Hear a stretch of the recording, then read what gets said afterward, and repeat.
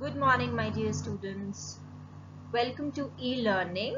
We'll continue with English grammar, the same chapter 1, sentences. Now, in this session, we will study the kinds of sentences. There are 4 kinds. First, assertive or declarative.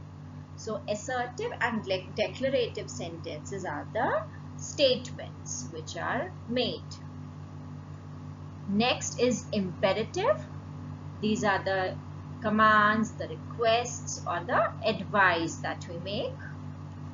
Interrogative, which are the questions.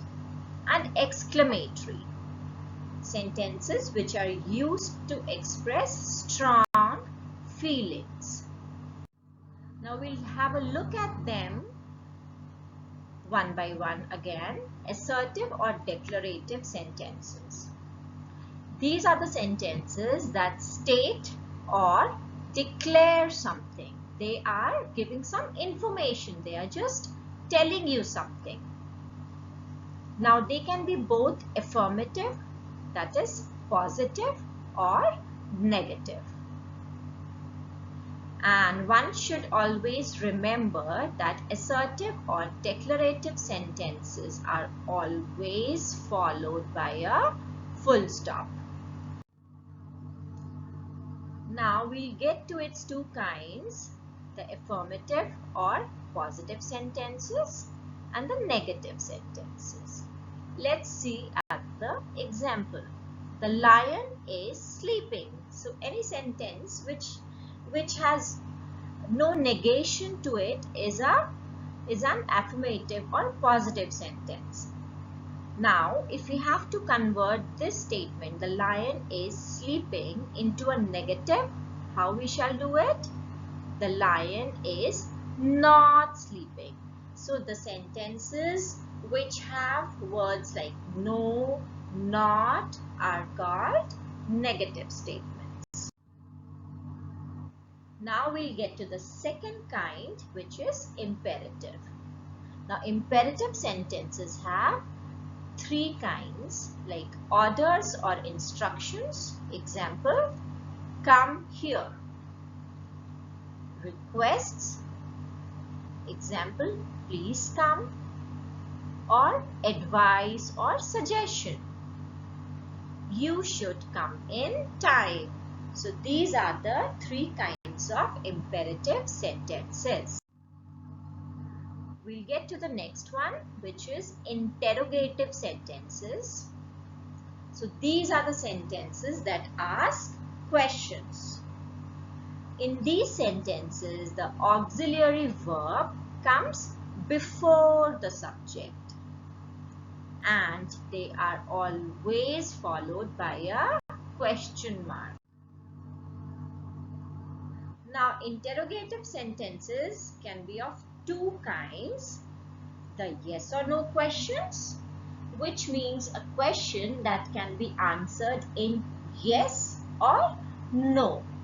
Now, such questions begin with auxiliary verbs. Second, WH questions. These questions can never be answered in yes or no, and they will begin with question words like what, why, when, where, whom, whose, or which. Example, can I have a pen? So this question can be answered in either a yes, that yes, you can have a pen, or no, you cannot have a pen. So this is a yes or no question. Next, what is your favorite dish? This question cannot be answered in a yes or no. Also, it is beginning with a WH question like what. So, this makes it a WH question.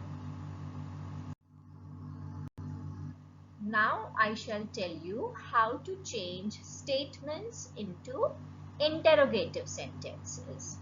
For example, they are going to the party. It's a normal statement wherein they is the subject and are is the auxiliary verb.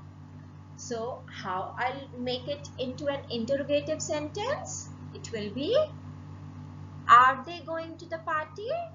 So here what we notice is that the auxiliary verb are comes in the beginning of the sentence followed by the subject. So the statement they are going to the party changes into interrogative as, are they going to the party? Hope it is clear because your exercise in the book is based on the same explanation. Now we'll come to the exclamatory sentences. What are they? Sentences that help us communicate strong feelings of surprise, admiration, appreciation, wonder and shock. These sentences always begin with what or how, and they are always followed by an exclamation mark. Now I shall explain how to change statements into exclamatory sentences. Here the sentence is, she is a beautiful baby. It is a normal statement wherein she is the subject and is the verb. How we'll change it? What a beautiful baby she is. So here, as I have told you that exclamatory sentences begin with what or how, so we have added a new word, what here? A beautiful baby, then she, the subject, and is the verb comes towards the end of the exclamatory sentence. So your exercise in the book is also based on this explanation. I hope the chapter is well understood. Thank you so much.